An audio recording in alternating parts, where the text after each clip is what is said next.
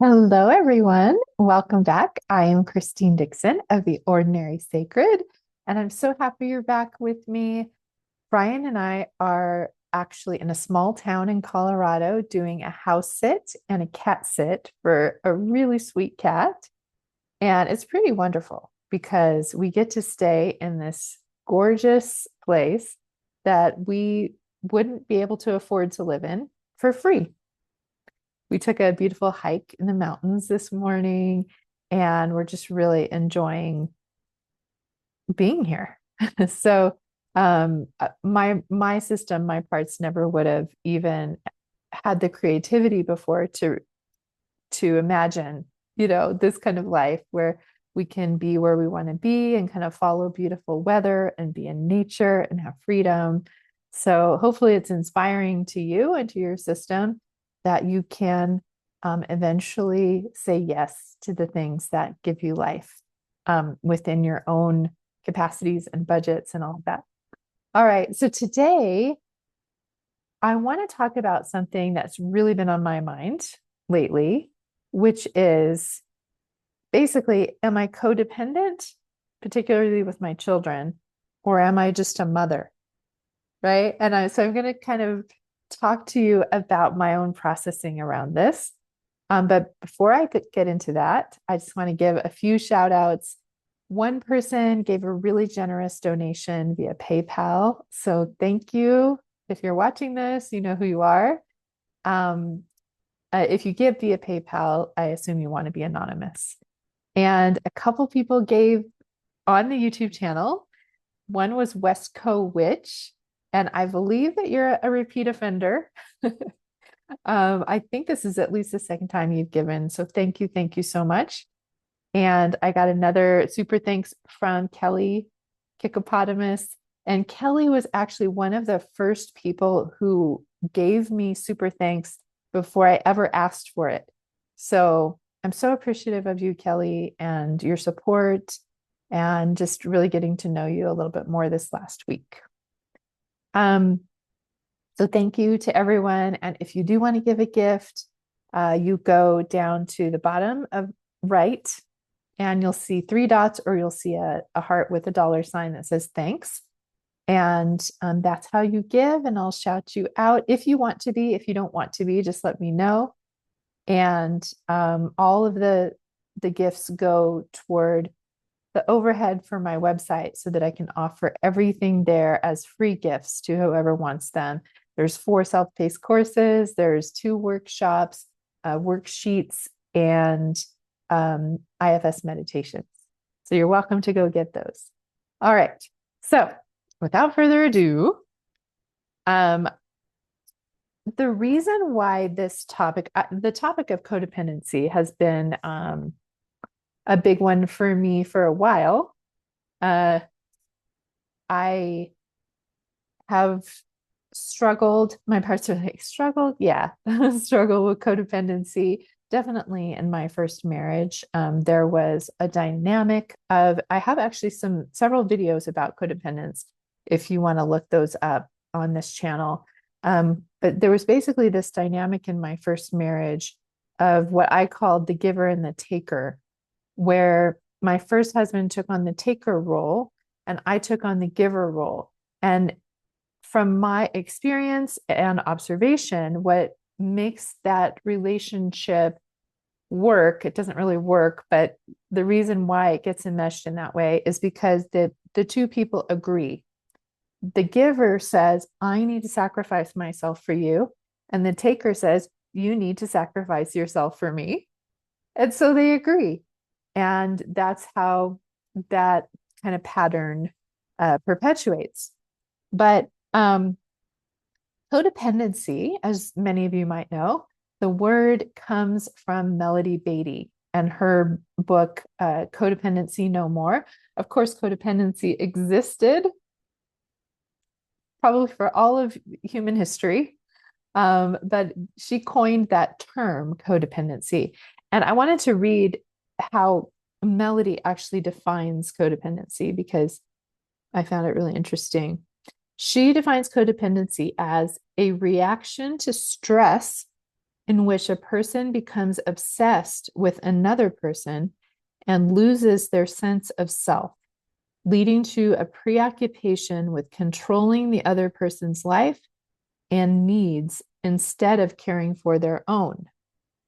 So I like that she says it's a reaction to stress, and it's almost an addiction to another person, you might say, an obsession with another person where you lose your own sense of self and are preoccupied with really controlling or the other person's life and needs. Or sometimes it'll be caretaking them, fixing them, but underneath it, it's really this desire to control them, that they have to be okay so that we can be okay. And it's really as an abandonment of ourselves. So recently, I came back to this topic because I read Liz Gilbert's latest memoir called All the Way to the River. That's what it's called. I put the letters. I'm trying to remember what they stand for. All the Way to the River. And it's about her relationship with her partner, Rhea, their relationship, the dysfunction in it, what Liz learned about herself, Rhea's death, and just really, it's a lot about Liz's journey of realizing that she had struggled with love and sex addiction and codependency. And so, as Liz describes what a codependent is, she says a codependent's motto is, I will sacrifice myself for you, but in exchange for love, gratitude, and worth. And she was saying that this kind of codependence can happen with a parent, with a child, with a spouse, with a friend, really any other person. And the codependent person is devastated when the other person does not reciprocate with love and gratitude and worth. And so the codependent just continues to really grasp desperately at trying to control the other person's life, trying to fix their life, trying to be good and be the caretaker and be the dependent one. And I like also how Liz says that the motto eventually becomes, after all I've done for you, right? And this is a saying that a lot of people will say, that mothers will say, right, to their children. After all I've done for you, you don't have an ounce of gratitude. This is how you repay me, right? So there's definitely is that string attached of, I'm giving all of this to you, but with this often unspoken expectation that you need to express gratitude, you need to stay connected to me, you need to give me your love and attention, right? So as I said, I've been very aware that I was in a codependent relationship with my first husband. But as I was reading Liz's book, I thought, ooh, I recognize some of these patterns with my children. And so I started kind of exploring that. And I had a conversation with Brian about it actually yesterday as I was processing this. And my parts were basically saying, it doesn't seem fair that as a woman, especially, and as a mother, I am indoctrinated a lot by religion, but also just by culture itself, that says that my worth and value as a mother is to sacrifice myself for my children. That is seen as a really good thing, right? And then particularly because I grew up in this conservative evangelical Christian culture, even more so, right? And it was interesting, Brian was saying that even for men, for everyone in that culture, there was this expectation of martyrdom, of you sacrifice yourself for others. It reminds me of the verse in the Bible that says, consider others as better than yourself, right? So there's that spirit of, I have to put myself below other people I have to put you above me. I have to put your needs above mine. And that goes for anybody. Brian was saying that in his first marriage, he absolutely felt like that. He had to continually sacrifice himself for his partner. So even as a man, he felt that, right? But I think also there's an even greater weight for a lot of women that they are to sacrifice their careers oftentimes if they're kind of in this traditional setting, but they've got to sacrifice their wants, their needs, their capacities, their desires, their ambitions, and they've got to sacrifice it all for their spouse and their children, right? So that cultural expectation that often comes from religion, but even if you're not in religion, that cultural expectation has probably seeped its way right into your psyche. And I mean, love songs, the whole culture is very codependent. It's this idea that I sacrifice myself for you, and that's a good thing. And in turn, you sacrifice yourself for me, right?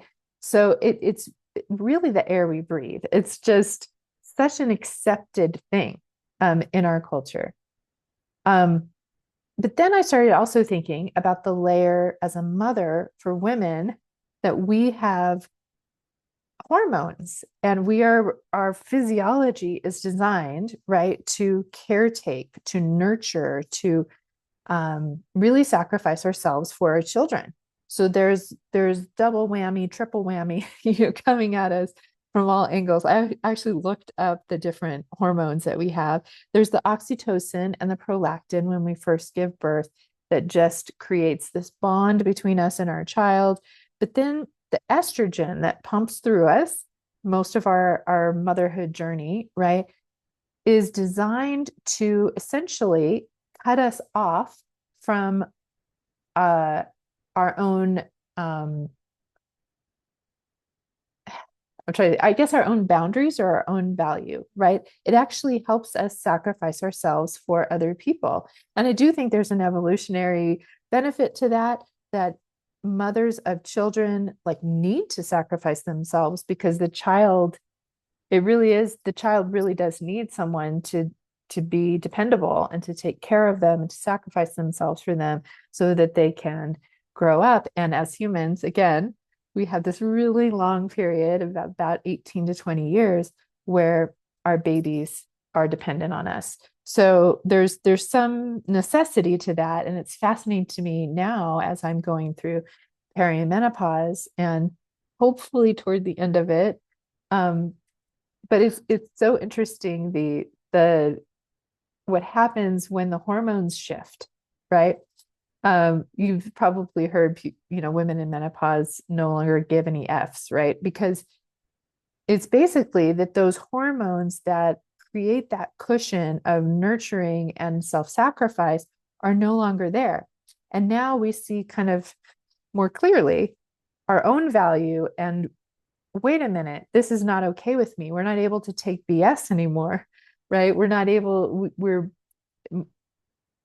People joke that women in that stage, or maybe in PMS, right? If you're having your normal cycle, are really emotional and angry and irritable. But what I think is actually happening is that they actually have more clarity about their own worth and the things that are not okay with them. And so they set boundaries more. They have more access to their emotions. A lot of times from an IFS perspective, I say that our managing parts are kind of rendered useless during that time. And so our exile energy, our firefighters are coming up and letting us know that there's a problem here and a problem there. And so we can get overwhelmed by that. But it's actually an indication of our authenticity and our truth, right? So it's actually a really, really valuable period, whether it's in PMS or during perimenopause, which is a really extended period of PMS and fluctuation. But so kind of once our children leave the nest and we no longer need that, it's actually a really wonderful thing that some of those hormones shift so that we can now focus on ourselves and our own needs. Okay, so another reason why I've been thinking about this is there's a recent podcast of We Can Do Hard Things with Glennon and her sister Amanda and Abby, Glennon's wife. And they were talking about taking their daughter, Glenn and Abby's daughter, to college and dropping her off in the dorm. And just how the mothers were using these disinfectant wipes and just disinfecting the room with all their might because it was all they could do to put their love and their care and their protection out there for their child that's going out into the world. And I loved how Abby said it's this incredibly strange juxtaposition of all of these parents who are grieving and trying to hide it, mask it, and all of these kids who are going out into the world who are so happy and so excited for their independence. And I remember when my oldest son left for college, just going through the grief as a grief of a death. And then my second son went, it's just such a change because I loved how Glennon said this line from Stevie Nicks' Landslide came to her, where it says, I'm scared of making changes because I've built my life around you. And I feel emotional now. I wept when she said that line. I've heard that line many times in the song, but I never related it to my relationship with my children of like, my whole life is changing because I built my life around you. When I first was pregnant and had my first child, my life had to take a back seat. I was nursing many, many times a day and through the night. I was changing diapers, feeding, rocking, carrying, playing with. My whole entire life was built around my children. And so that moment when they then leave the nest, essentially, it's like, where are my bearings? What do I do now? I don't know. Like everything in my life is taken away, essentially. And so what I realized was, and I'm looking down at my notes because I wanted to make sure I said all these things. But what I realized is that kind of level of codependency of your life is my life in some ways with our children, especially as mothers, but also as fathers, is needed. And it's not necessarily a bad thing when our kids are young. It can be still bad when they're young, as far as I met someone in Vilcabamba in Ecuador who said, I'm trying to not say the word good and bad and instead use a different descriptor, like it's helpful or it's unhelpful, right? Which I appreciated. So it's not that it's bad, it's that some level of enmeshment obviously can be unhelpful even when our kids are young because they still need to have their autonomy and their freedom and their freedom of choice. But there is a level, like I was saying earlier, where we need to sacrifice ourselves and we need to make our lives about our children so that they can survive in the world. But there is this gradual shift. It is gradual, and sometimes it feels all at once, especially when they leave and go to college.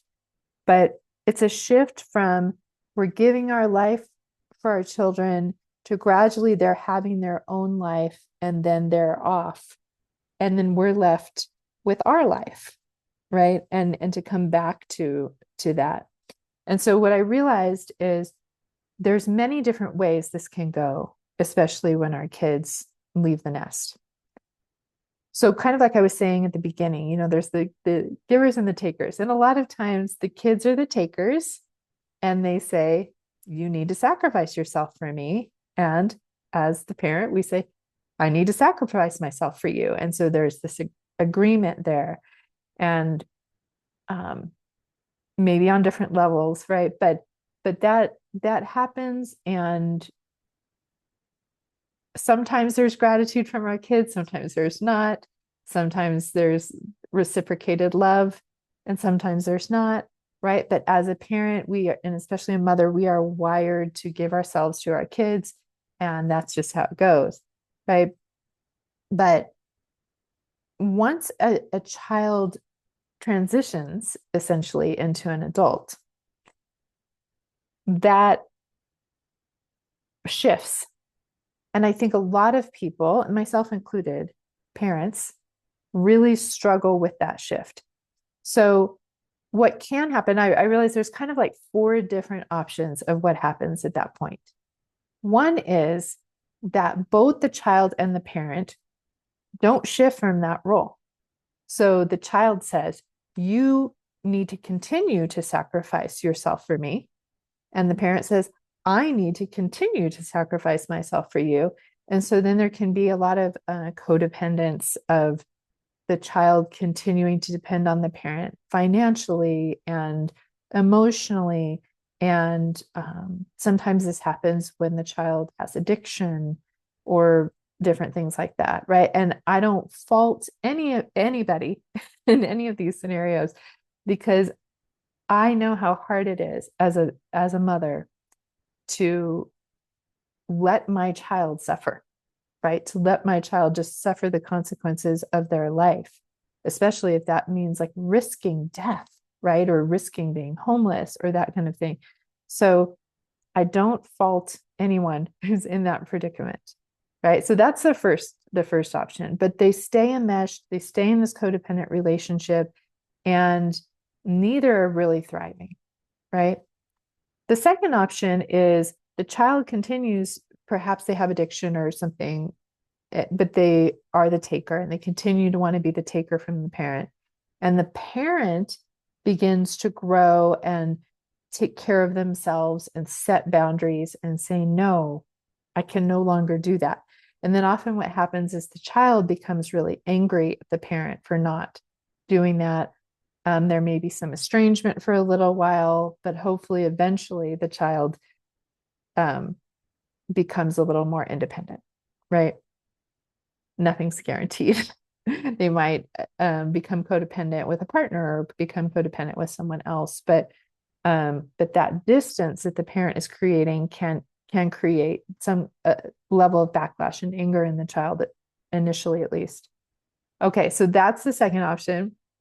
The third option is basically the child begins to individuate and no longer wants to be a taker. They're saying, I want to be independent. I want to go my own way. But the parent really struggles to give up being that codependent, self-sacrificing, controlling source. And so the parent keeps grasping at them and trying to control them and shame them to be in relationship or to make their life look the way the parent wants it to look, that the parent thinks is safest or best, right? And the parent has good intention, but is still in that codependent role. And usually the way that combination ends is that the child has to create more and more distance from the parent because they are trying to individuate. They're trying to have their own values and their own, meet their own needs. And it might look different than what the parent wants. And so they have to create this distance with the parent. And finally, the fourth option, which I think is the most healthy, is when basically that same scenario where the child is trying to individuate. And even though it's really difficult for the parent to shift and to let go, they're doing their own inner work and realizing that they are pushing their child away. And so even though it's excruciating, they allow the child to have space. They allow the child to be different than them, to even do things that they think are risky and they fear. And this really requires the parent to in essence, use the child's activity of pulling away as what Dick Schwartz calls a tormentor, right? That it's pointing back at the parent's own wounds so that they can go underneath and heal those wounds and turn toward their own grief about the separation of the child or their anxiety about the choices the child's making. And they understand that that's about them and that's their responsibility as their own primary caregiver to get to the roots, to be with their own discomfort and to be their own parent and their own primary caregiver. So it's like when that urge is like to come over and try to be the parent and controlling of the child, the independent child, instead they turn it on themselves and say, let me parent my own inner children. And then from that place, they can allow their child freedom and be available to them if and when they need them, and genuinely give love to their child without any kind of string attached, right? So that's really the job of both the child and the parent to do that, right? It's the child's job to individuate and to value themselves. And it's the parent's job to deal with their own parts who are wanting to grasp onto their child. And I mean, that has been essentially my journey is so I don't want to go into too much detail, but we have had one child who dealt with addiction and all those kinds of things. And we had to set boundaries and say, we can't sacrifice ourselves for you. We love you and we're here for you. But we can't sacrifice our own, like, so, about healthy boundaries, the distance between you and I, in which I can love both you and I simultaneously. So we had to create some distance so that we could actually have good relationship. And then there's another child where my parts really wanted to be closer to them, but they were individuating. And so I had a lot of grief and had to really work through with my own system, which I'm so grateful I have IFS and have been able to do, because now I can have from the distance that my child wants to have. So in this case, my child was the one setting the boundary of the distance at which I can love myself and you simultaneously, right?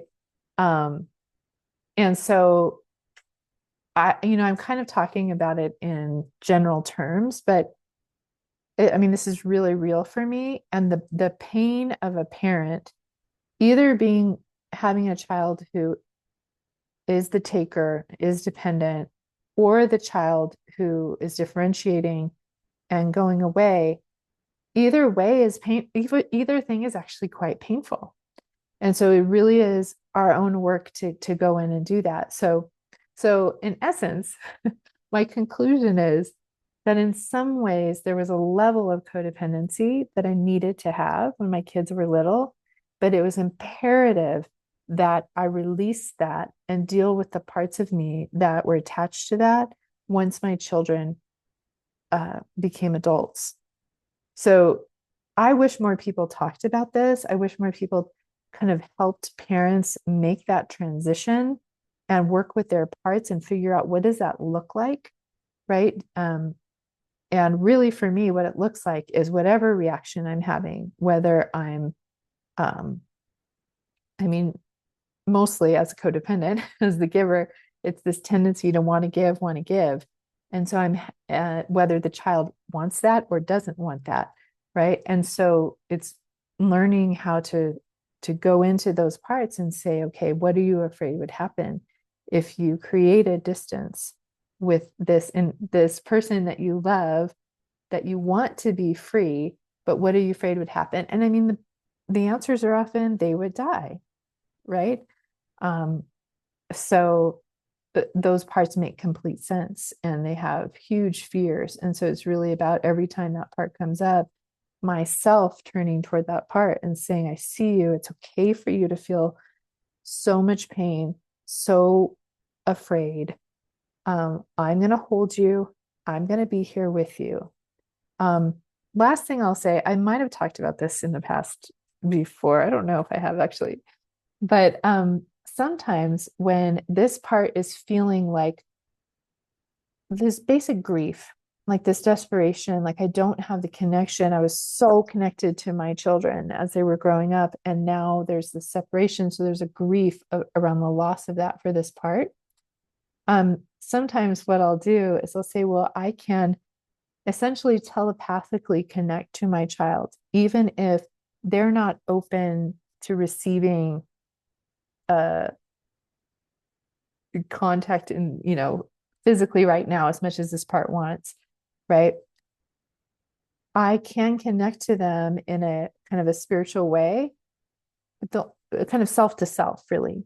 But the only way I can do that, and I've done it many, many times, is the parts who are so anxious or so angry or so, wanting to control, have agenda, those parts have to be able to relax to allow myself, that has absolutely no judgment and is unconditionally loving toward my child, has no fear around anything.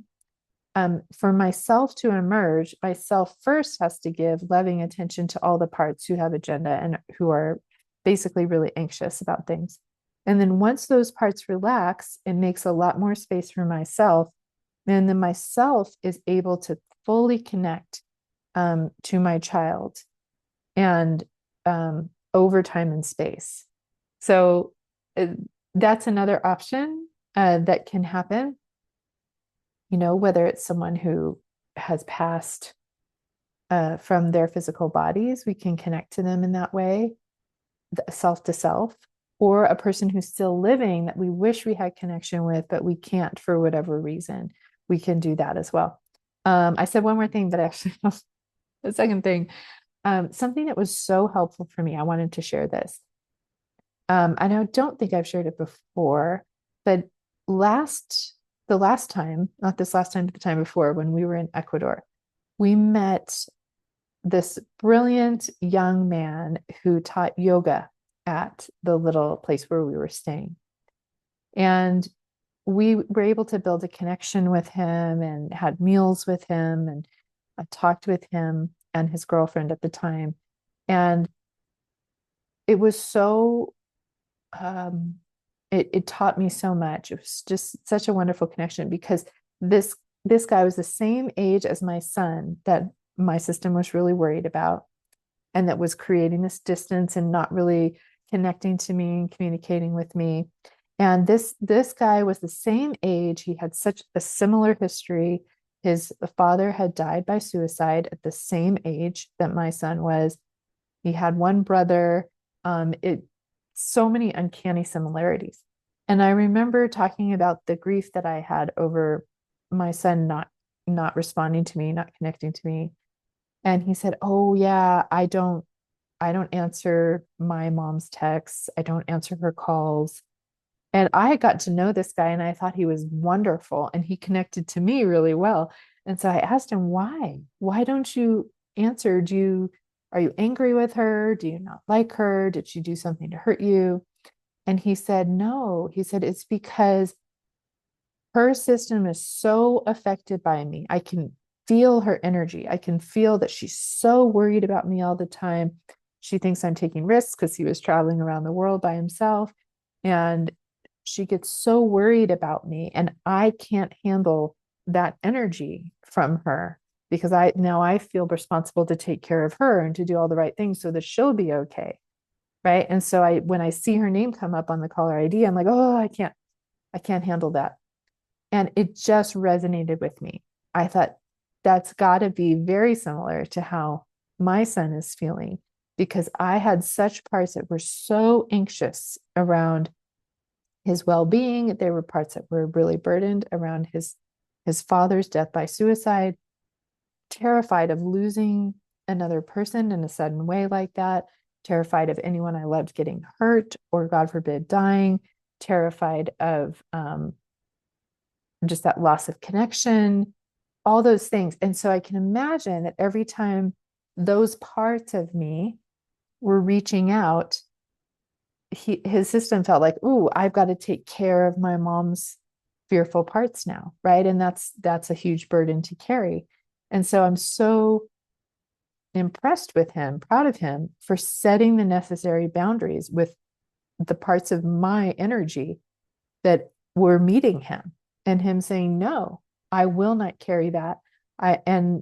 So I think he made the healthiest choice in doing that. And then it forced me to really look at those parts of me and realize, even though you mean well, because every part has good intention, and I see what needs to be healed underneath here, let me tend to you so that we can show up without that grasping, anxious energy toward our child, right? And we can just let them live their life and be free.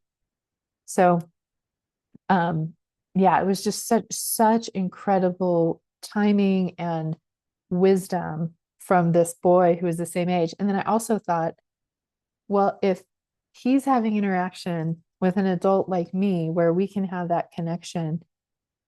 Maybe my children are also having that with other adults. Maybe it doesn't have to be me, right? I just want them to have loving people in their lives who support them and don't have the angst that I have so they can set them free. So I know that was usually after these videos, Brian says, how'd it go? And I say, well, I rambled on for a bit.